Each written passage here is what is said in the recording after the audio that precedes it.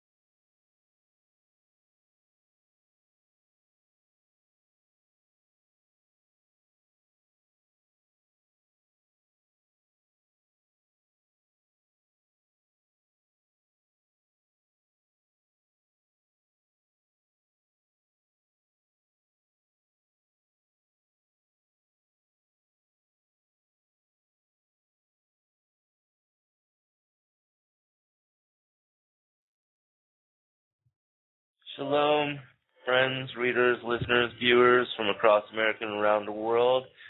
I'm your host, Dan Garcia. This is FallenAngels.tv, and it's November 23rd, 2011. The Wednesday evening broadcast is the day before Thanksgiving, and we've got so much to be grateful for. I give all honor and praise to the Lord, to the Father and Son and the Holy Trinity, and thanksgiving for life and being, and for even this moment to be with you, this chance to share in the things that the Lord has blessed us with as far as discernment, and a chance to come together in gratitude and fellowship and thanksgiving for life and all things, you know, the little things, the big things, the things that we overlook, because every second of every moment is a true blessing, and it's all just a miraculous gift from our Lord. And so all glory to Him, and I hope that today finds you well and in good health and well-being and with your families in this time of festivity, whether you're in America or not, and for those of you that are outside of the country, I hope that you take every day as a moment to be grateful and to give thanks to the Lord for whatever it may be. Just, simple gratitude and humble thanksgiving for whatever it is, because everything, like I said, is a gift. And so I'm honored to be here with you, and I've got a truly, truly interesting show. It's really a continuation, even though I changed the title of the program to The Destruction of the First World Age. This is going to pick up exactly where we left off with the fifth part of the history of the Anunnaki and Nibiru, because we are to the part of the story in this particular text, this 1,000-year-old cuneiform text that was translated by Zachariah Sitchin. And I want to honor Janet Sitchin, I believe it's her uncle. Zachariah was her uncle. I want to honor her and thank her for allowing me to use some of the quotes from this particular book that I've been reading from you in my book. And the next one coming out, The Sons of God, Who We Are and Why We're Here, because it's going to help to explain all of what I'm about to go into. And this is another big secret that not many people know about. Those of you who are familiar with Doug Elwell's work, especially his latest on Planet X, the Sign of the Son of Man and the Coming Age, that book also talks about what we're going to be talking about with the destruction of the First World Age, which is also cited and immortalized in the Enuma Elish, which is an ancient Babylonian text, one of the most ancient of the creation epics that we have available. And it also is the same story that we're going to be going into. And I'm going to touch upon Scripture too, various parts to connect this, the Old Testament, the New Testament, to tie this all together for you so that you can understand what it is that I'm about to go into. Because this is some very, very ancient accounts. Most people don't know about this. This is even before even the capture of Nibiru in the solar system, before even the destruction of Rahab or Tiamat, where the asteroid belt is, and before the Earth was even transformed and placed to where it is currently, to where it could then harbor the life that we find on it today. And we're part of the blessing of that creation that the Lord allowed to unfold, to bring all this into being as we now are witness to it. But the particular passage I'm going to be speaking about is from Genesis chapter 1, verse 9, and it says this: "And God said, let the waters under the heaven be gathered together unto one place, and let the dry land appear. And it was so. And God called the dry land earth, and the gathering together the waters called he seas. And God saw that it was good." Genesis 1.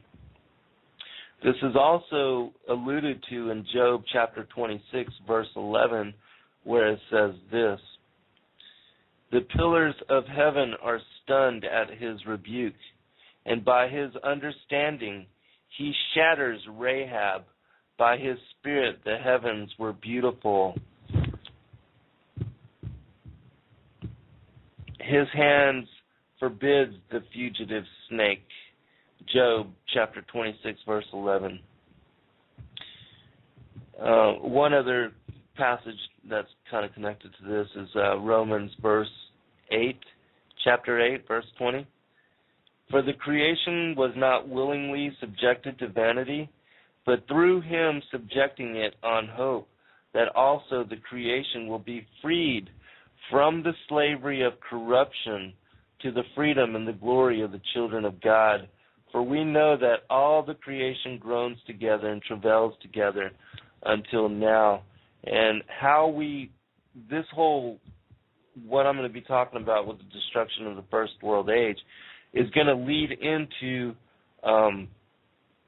how we ended up being in the flesh, and how it was that Adam and Eve were then created, separated, put into paradise, and once they were deceived, beguiled by the Nakash, which also, in the course of the next couple weeks, I'm going to be going into some very interesting information on the flying fiery serpents, the cockatrice, and the Nakash, because most people equate it to being a snake in the garden, but this was a particular kind of serpent being, a reptilian kind of being that was endowed with reason and could speak and did have conversation with Eve. So all these things are a little bit different if you take that into account than being just a simple snake. And so I'm going to be going into some of that and telling you some of the incredible information that I've dug up recently in studying the roots of serpent worship all across the world.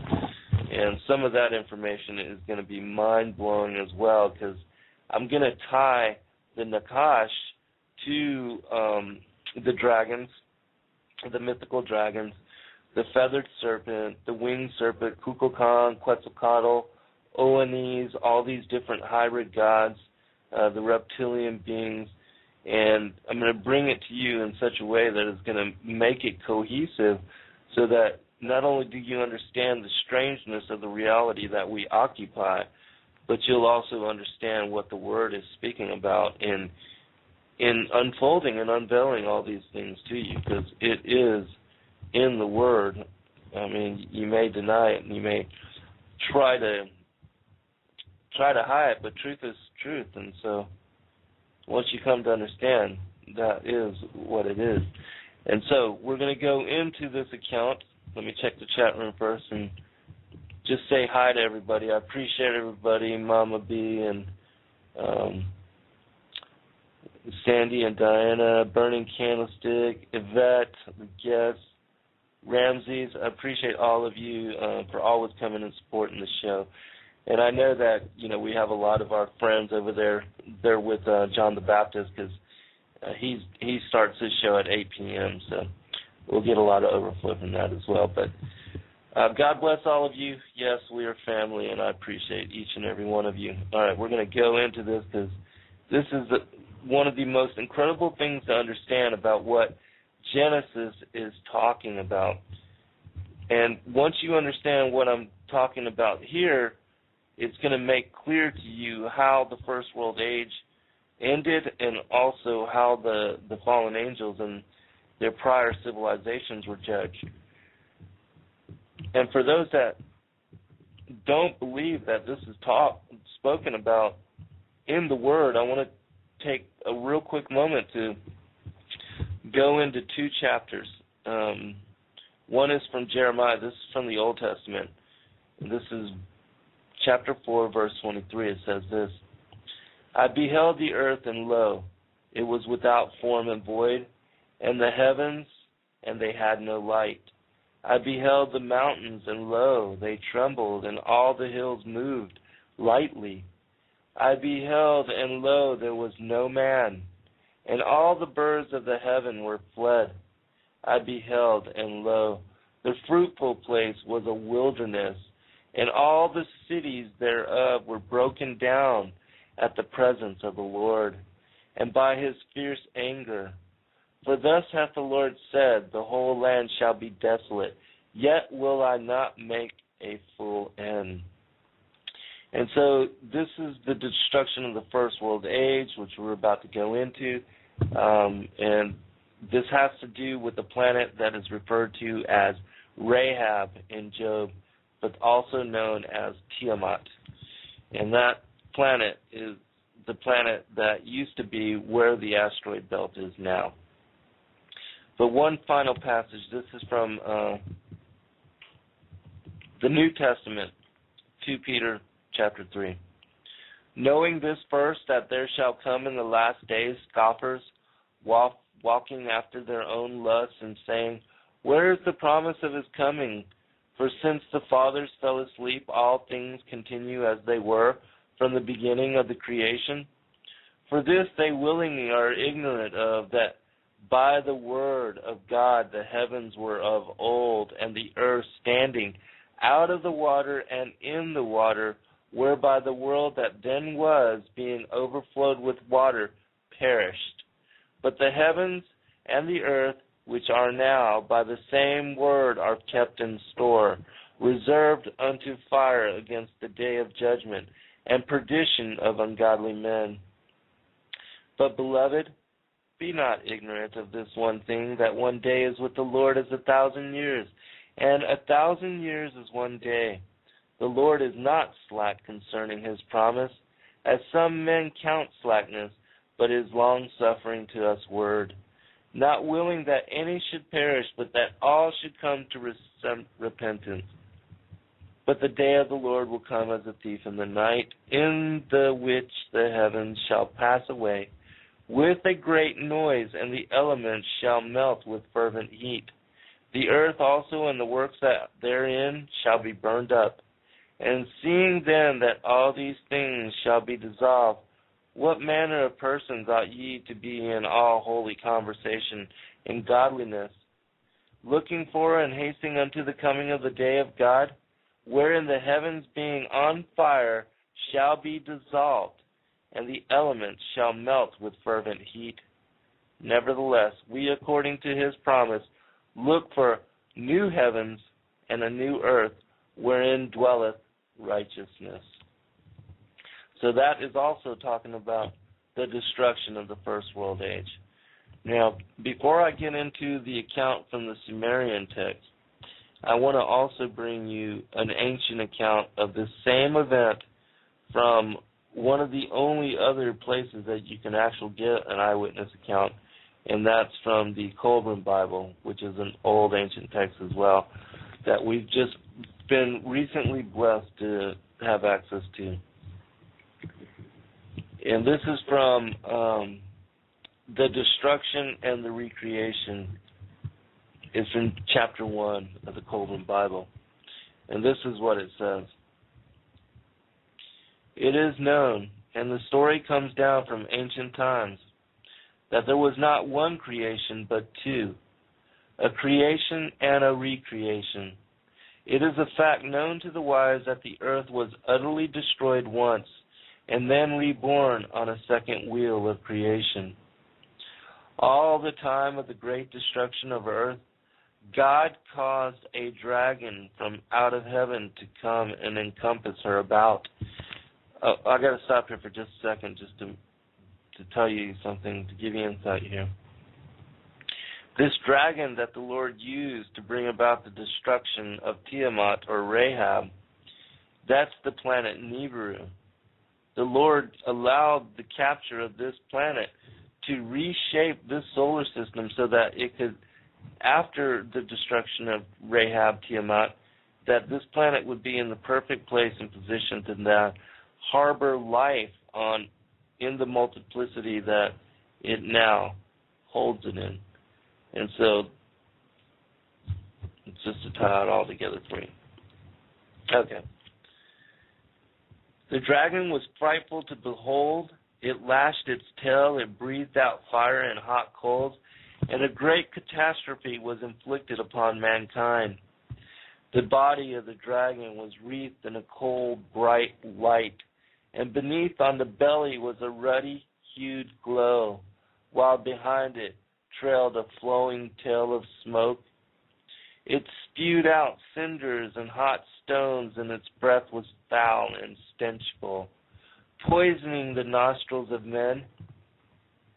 Its passage caused great thunderings and lightnings to rend the thick, darkened sky, all heaven and earth being made hot. The seas were loosened from their cradles and rose up, pouring across the land. There was an awful shrilling trumpeting, which outpowered even the howling of the unleashed winds. Men, stricken with terror, went mad at the awful sight in the heavens.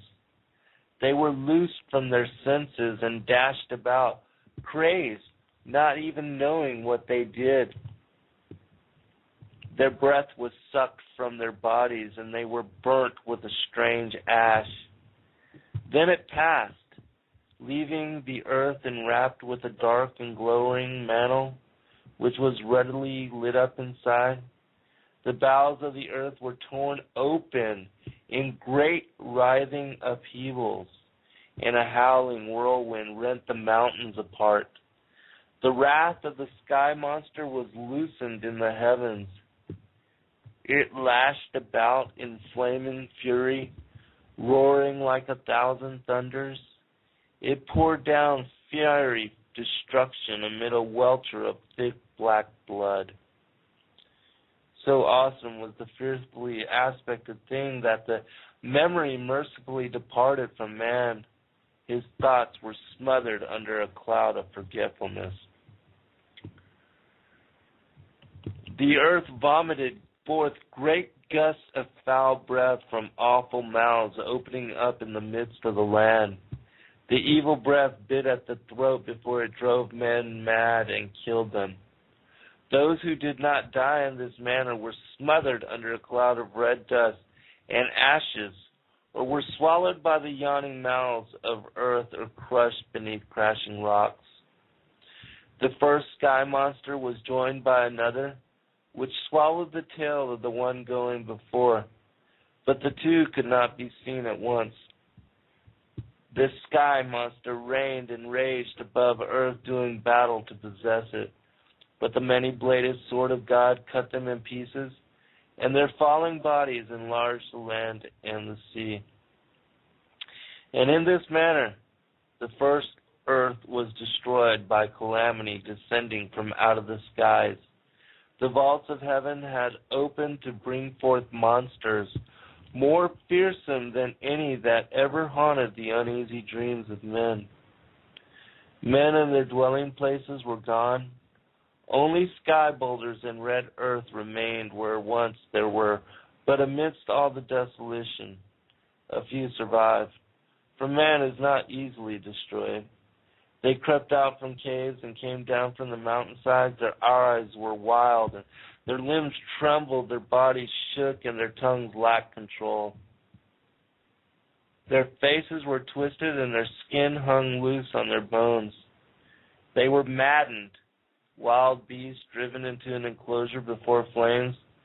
They knew no law, being deprived of all the wisdom they once had, and those who had guided them were also gone. The earth, the only true altar of God, had offered up a sacrifice of life and sorrow to atone for the sins of mankind. Man had not sinned indeed, but in the thing he had failed to do.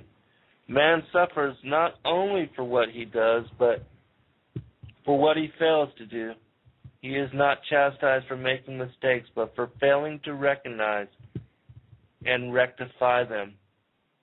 Then the great canopy of dust and cloud which encompassed the earth, enshrouding it in heavy darkness, was pierced by the ruddy light, and the canopy swept down in great cloudbursts and raging storm waters.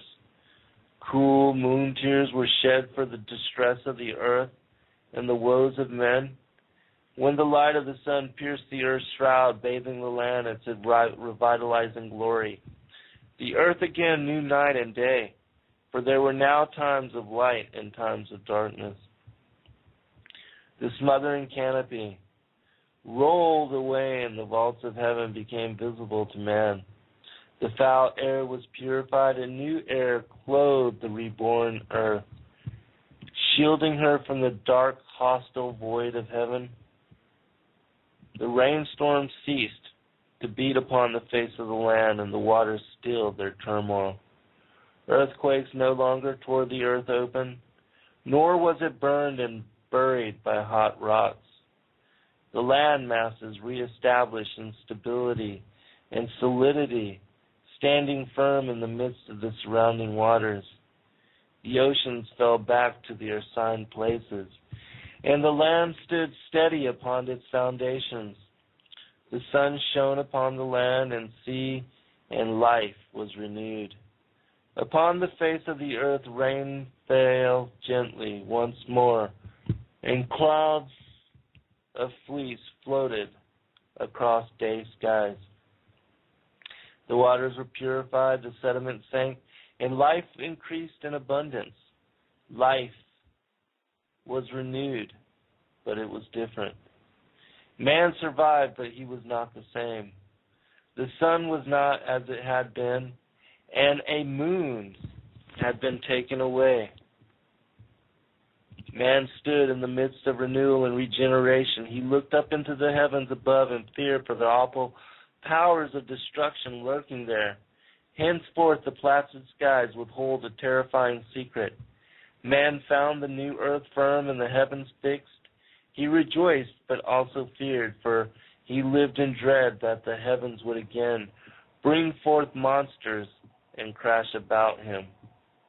When men came forth from their hiding places and refugees, the world their fathers had known was gone forever.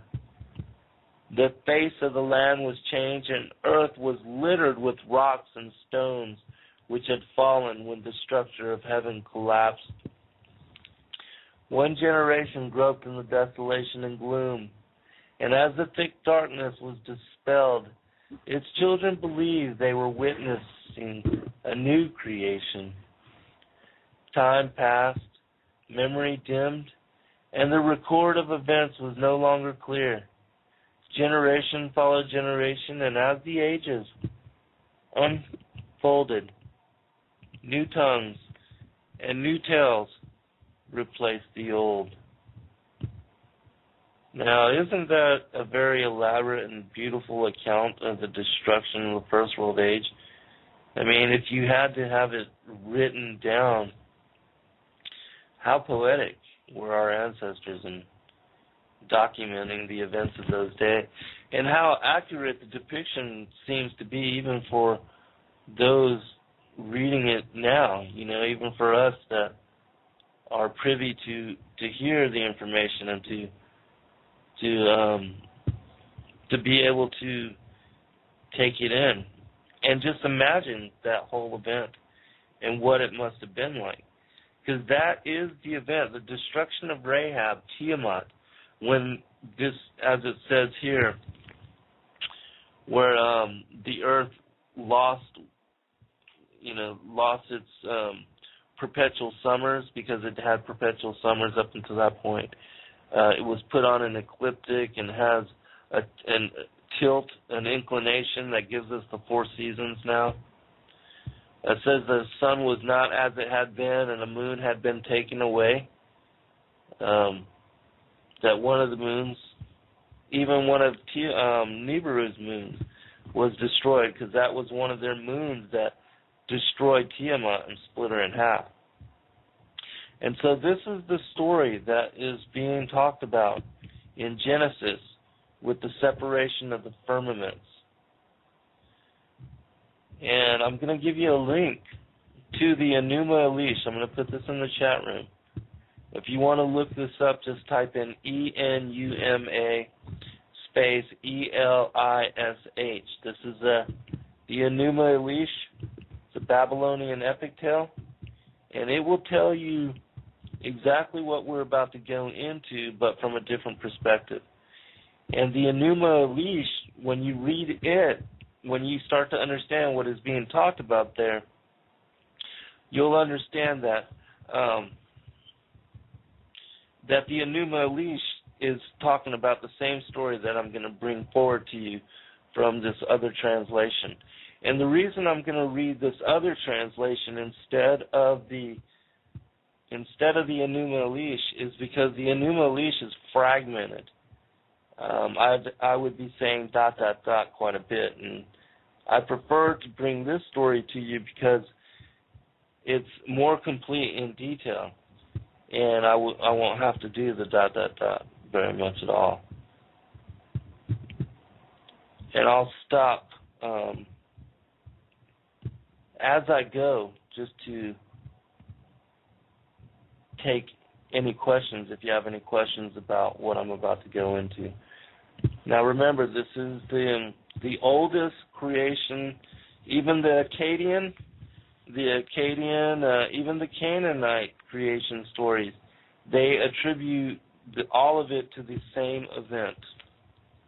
That happened so long ago. And what this story is about to tell you, this is the story of how Nibiru became part of this solar system, how after it became part of this solar system, it came into conflict with Tiamat, destroyed that planet, and shifting the orbit of that particular planet and what was left over of it, the Earth was created at where we are now, at this particular orbit, and at a place in space perfect to harbor life. And so that's why the ancients celebrated this particular event. That's why it's also alluded to in Genesis. This is the whole setup for how life became possible here on this planet. And so it's important to understand this event. Now, this is the account of the earth and its gold. It is an account of the beginning and how the celestial gods created were. In the beginning, when in the above the gods in the heavens had not been called into being, and in the below key, the firm ground had not yet been named. Alone in the void there existed Apsu, the primordial begetter. Apsu is the sun. In the heights of the above, the celestial gods had not yet been created. The celestial gods are the planets that are about to come into being. In the waters of the below, the celestial gods had not yet appeared. Above and below, the gods had not yet been formed. Destinies were not yet decreed. No reed had yet been formed. No marshland had appeared. Alone did Apsu reign in the void. Then, by his winds, the primordial waters were mingled. A divine and artful spell, Apsu upon the waters cast. On the void's deep, he poured a sound sleep. Tiamat, the mother of all, as a spouse for himself he fashioned. A celestial mother, a watery beauty she was indeed.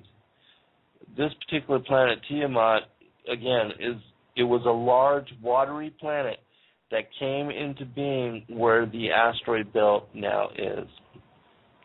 Keeping it all into perspective for you. A celestial mother, a watery beauty she was indeed.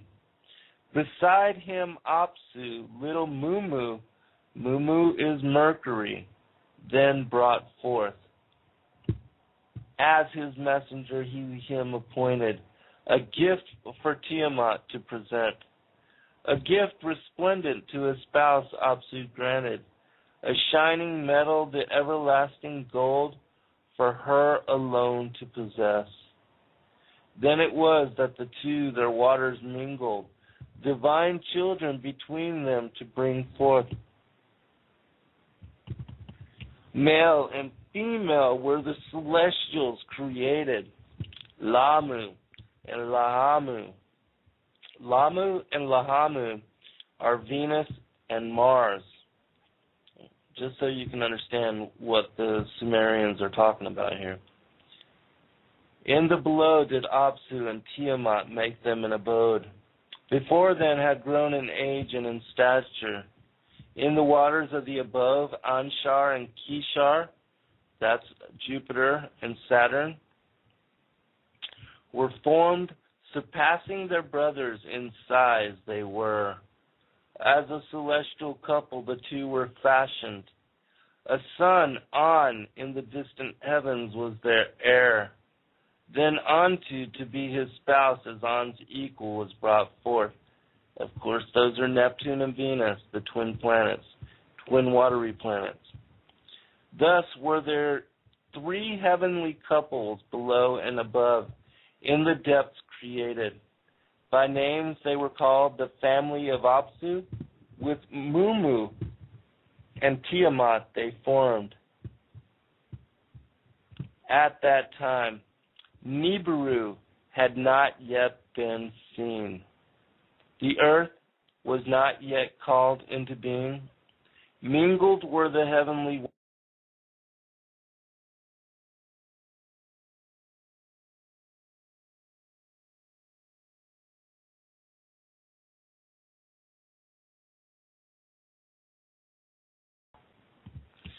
I apologize. I got kicked off, so let me just make sure that you have sound.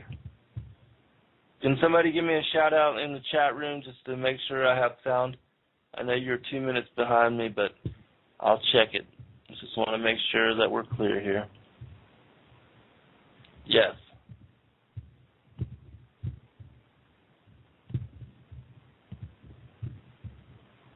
Okay, we're good. All right, praise God. Sorry about that. I apologize. I was booted for just a minute there. Going back into the text, we were talking about the creation of this particular solar system, how it came into being, and how Nibiru had part to play. And now we're going into the part of how Nibiru came to be part of the solar system. Remember, this is important to understand because this event is seminal in our ancient history, in the history of the solar system.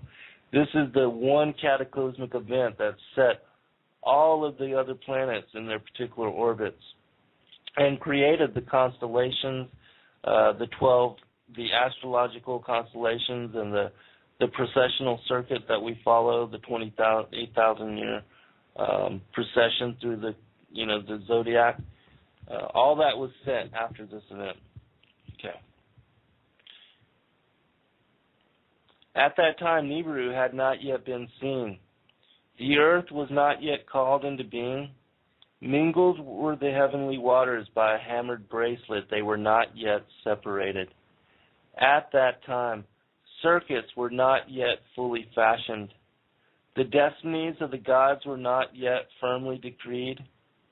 The celestial kinfolk banded together. Erratic were their ways. Their ways to Apsu were verily loathsome. Tiamat, getting no rest, was aggrieved and raged. A throng to march by her side she formed. A growling, raging host against the sons of Apsu she brought forth. Withal 11 of this kind she brought forth. She made the firstborn Kingu chief among them. I want to stop here for a second. What is happening here is that Tiamat, in her large side, she sprouted 11 moons, the chief of which is called Kingu. Kingu is our moon now. It turns out to be that Kingu ends up being the moon that we have around our planet. But that Kingu, it used to be a moon of Tiamat. And so we're going to go into that here. When the celestial gods of this did hear for counsel, they rallied. Kingu she has elevated to rank as on command to him she gave.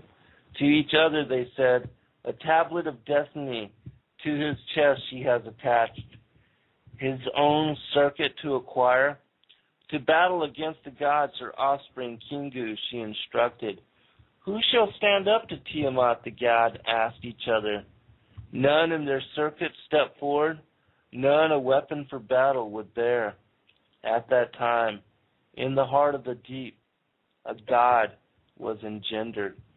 Now this is the story of how Nibiru came into being, came to be part of this solar system. In a chamber of fates, a place of destinies was he born. By an artful creator was he fashioned. The son of his own son he was. From the deep where he was engendered, the God from his family in a rushing departed. A gift of his creator, the seed of life within him, away he carried.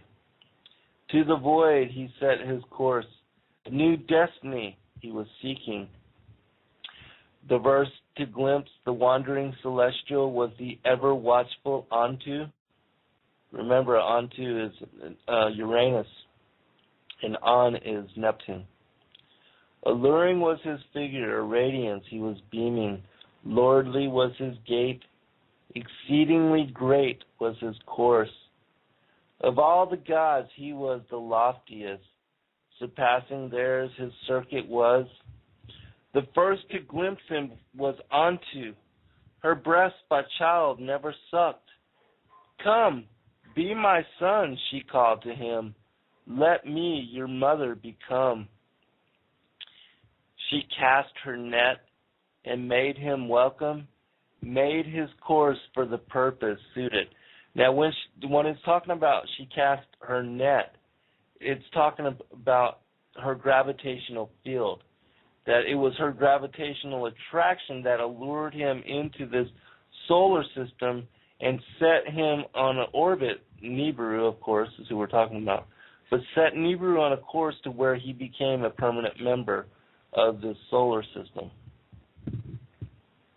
Also, it's important for you to understand that Nibiru spins in a clockwise fashion, whereas the other planets all spin in a counterclockwise fashion. And that Nibiru cuts across the heavens, separating the firmaments into an as above and so below, right where the asteroid belt is. All right. She cast her net and made him welcome, made his course for the purpose suited. Her words filled the newcomer's heart with pride. The one who would nurse him made him haughty. His head to double size grew larger.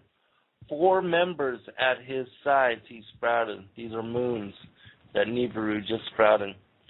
He moved his lips in acceptance. A godly fire from them blazed forth. Toward onto his course he turned, his face to on soon to show, which meaning he's now moving on towards not Uranus but now Neptune. So he's moving closer and closer towards Tiamat. When On saw him, my son, with exaltation he shouted, to leadership you shall be consigned, a host by your side will be your servants. Let Nibiru by your name as crossing forever known. He bowed to Nibiru, turning his face at Nibiru's passage. He spread his net, for Nibiru 4 servants he brought forth. He spread his net, his host by his side to be the south wind, the north wind, the fast wind, the west wind. With joyful heart on to Anshar, his forebear, the arrival of Nibiru he announced. Anshar, upon his hearing Gaga, who was by his side as an emissary sent forth, words of wisdom to On, deliver a path. Hold on just a second, people. Excuse me. Give me just 1 minute.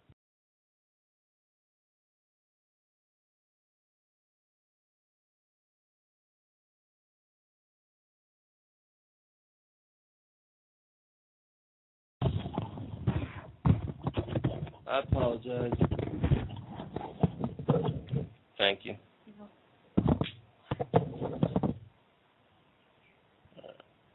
I have to pick up the cat. It was a cat malfunction. I apologize, everybody. Which there's a whole other interesting story I'll bring to light at some point about how this paralyzed cat just came into my life. It's a crazy story, but we are now fostering a paralyzed kitty. It's an interesting situation. But I have uploaded video for those that are interested under Endeavor Freedom. The cat's name is Chase, and he got wrapped up in my wires, and so he pulled down my mic. But anyways, let's continue on.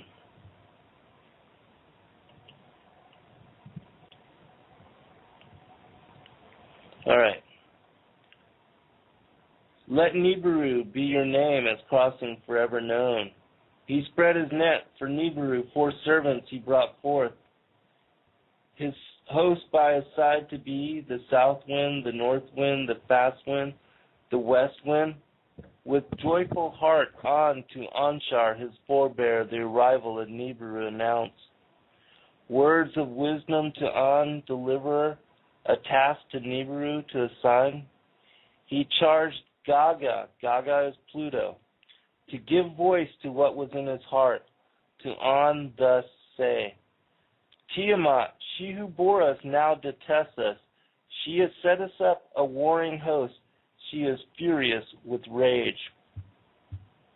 I'm going to skip just a little bit and go ahead and get into the celestial battle, the war between Tiamat and Nibiru that led to the creation of this particular planet.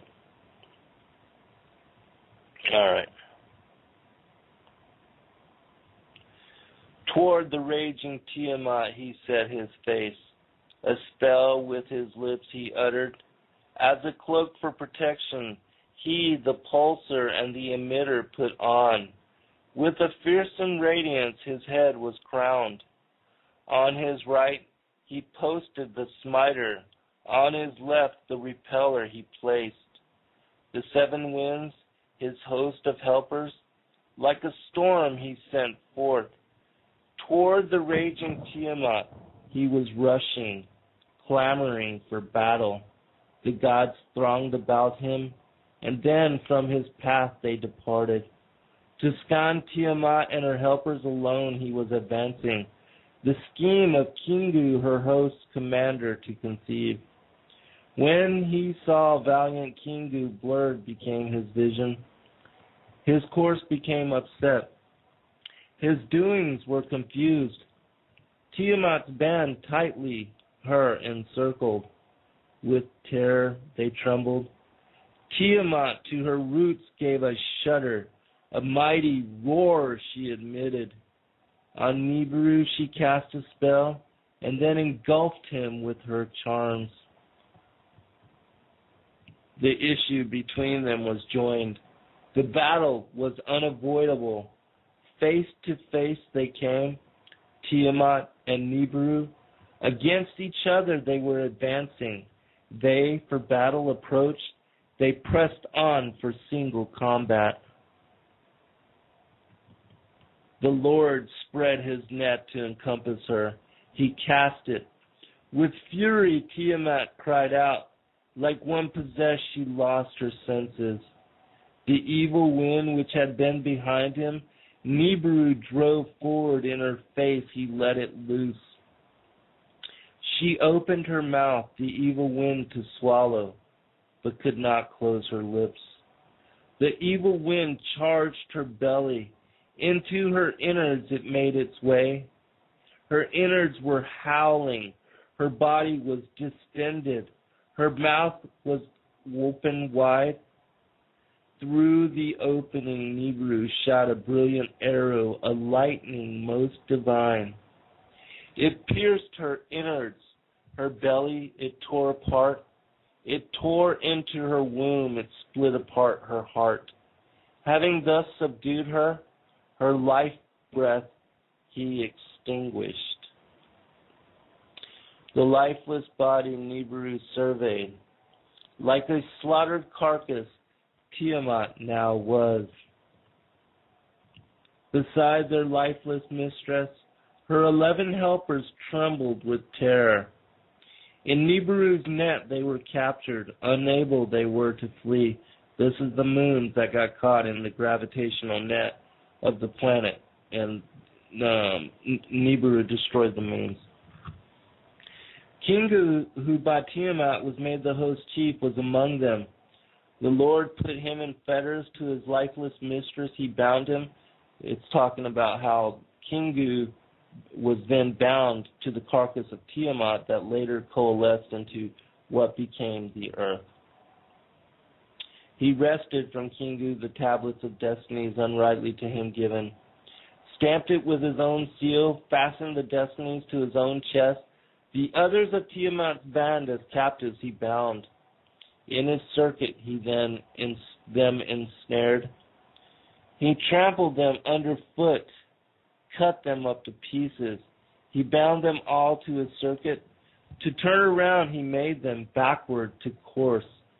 And this is proven in some of the planets in our solar system, like Venus. It spins backwards, opposite of what all the other planets spin. And the only way that could ever happen is if a large planetary-sized object, larger than Venus and the Earth, came in to disrupt the proper rotation of Venus to such a degree that it spins backwards. That's the only thing that could, so that's one of the things that verifies the story. As it says right here in this particular sentence, it says, he bent them all to a circuit to turn around. He made them backward to course. Even some of the planets, the outer planets, like spin on their side, or spin sideways, or even Pluto's got a weird orbit. But anyways, continuing on because we're going to run out of time. The others of Tiamat's band as captives he bound in a circuit he them ensnared. From the place of battle, Nibiru then departed to the gods who had him appointed the victory to announce. He made a circuit about Apsu to Kishar and Anshar light journeyed. Gaga came out to greet him as a herald to the others. He then journeyed beyond and onto Nibiru to the abode in the deep proceeded. The fate of lifeless Tiamat and Kingu he then considered. This is the second orbit of Nibiru as part of the solar system. To Tiamat, whom he had subdued, the Lord Nibiru then returned. He made his way to her, paused to view her lifeless body, to artfully divide the monster in his heart lie was planning. Then as a muscle into two parts he split her. Her chest from her lower parts he separated. Her inner channels he cut apart. Her golden veins he beheld with wonder. Trotting upon her hinder part, the Lord her upper part completely severed. The north wind, his helper from his side, he summoned. To thrust away the severed head, the north wind he commanded. In the void to place it, Nibiru, wind upon Tiamat, then hovered, sweeping upon her gushing waters. Nibiru shot a lightning, to north wind he gave a signal, and in a brilliance was Tiamat's upper part to a region unknown carried. With her the bound Kingu was also exiled. Of the severed part a companion to be, the hinder part's fate Nibiru then considered. As an everlasting trophy of the battle he wished it to be. A constant reminder in the heavens the place of the battle to enshrine. With his mace the hinder part he smashed to bits and pieces, then strung them together as a band to form a hammered bracelet. Locking them together as a watchman he stationed them, a firmament to divide the waters from the waters. The upper waters above the firmament from the waters below it he separated. Now, does that not remind you of the passage that we were just reading? Genesis chapter 1. And God said, let the waters under the heaven be gathered together into one place, and let the dry land appear. And it was so, and God called the dry land earth, and the gathering together the waters called the sea. And God saw that it was good. This is the event. This is the event that is being talked about in Genesis chapter 1. That was the destruction of the first world age. And this is the event that made life on this planet then possible. I'm going to read just a few more sentences, then we'll finish up. Artful works Nibiru thus fashioned. The Lord then crossed the heaven to survey the regions. From Apsu's quarter to the abode of Gaga, he measured the dimensions. The edge of the deep Nibiru then examined. Towards his birthplace he cast his gaze. He paused and hesitated, then to the firmament, the place of the battle. Slowly he returned. Passing again in Apsu's region of the sun's missing spouse, he thought with remorse. He gazed upon Tiamat's wounded half. To her upper part he gave attention. The waters of life, her bounty, from the wounds were still pouring. Her golden veins, Apsu's rays were reflecting. The seed of life, his creator's legacy, Nibiru then remembered. When he trod on Tiamat, when he split her asunder, to her the seed he surely imparted. He addressed words to Apsu, to him thus saying, with your warming rays to the wounds give healing. Let the broken part new life be given. In your family as a daughter to be, let the waters to one place be gathered. Let firm land appear. By firm land let her be called Ki, henceforth her name to be. Apsu to the words of Nibiru gave heed. Let the earth join my family. Ki, firm land of the below, let earth her name henceforth be. By her turning, let their day and night be. In the days my healing rays to her I shall provide. Let Kingu be a creature of the night, to shine at night I shall appoint him. Earth's companion, the moon, forever to be. Nibiru the words of Apsu with satisfaction heard. He crossed the heavens and surveyed the region. To the gods who had him elevated he granted permanent stations. Their circuits he destined that none shall transgress nor fall short of each other. He strengthened the heavenly locks, gates on both sides he established. An outermost abode he chose for himself. Beyond Gaga, Pluto, were its dimensions. The great circuit to be his destiny he beseeched Apsu for him to decree. All the gods spoke up from their station. Let Nibiru's sovereignty be surpassing. Most radiant of the gods he is. Let him truly the son of the sun be. From his quarter Apsu gave his blessing. Nibiru shall hold the crossing heaven and earth. Crossing shall be his name. The gods shall cross over neither above nor below, but he shall hold the central position. The shepherd of the gods he shall be. Ashar be his circuit, that his destiny will forever be. And that is where we're going to stop. In the next part, next week on Wednesday, I'm going to go into the account of the olden times. And this will tell you how, well, I'm going to read the first few sentences. Now this is the account of how the olden times began, and of the era that in the annals of the golden era by name was known, and how from Nibiru to earth the missions went the gold to obtain. The escape of Alalu from Nibiru was its beginning. With great understanding was Alalu endowed. Much knowledge he by learning acquired. That's the exiled. So, anyways, we'll pick it up there next week. I appreciate everybody. We've got just a few minutes here, so let me end with this.